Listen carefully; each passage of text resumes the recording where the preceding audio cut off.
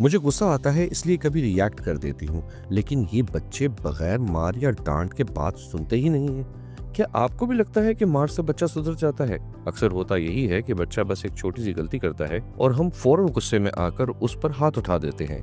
अगर दीवार पर क्रेयॉन से निशान बन जाएं, तो क्या मारने से वो निशान खुद ही मिट जाते हैं? अगर कमरा बिखर जाए तो क्या मारने से वो ठीक हो जाता है? नहीं ना। फिर हम ये क्यों सोच लेते हैं कि मार से काम ठीक हो जाएंगे और बच्चा दोबारा गलती नहीं करेगा?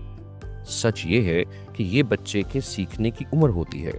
गलतियां करना सीखने का हिस्सा है। ये बदतमीजी नहीं होती।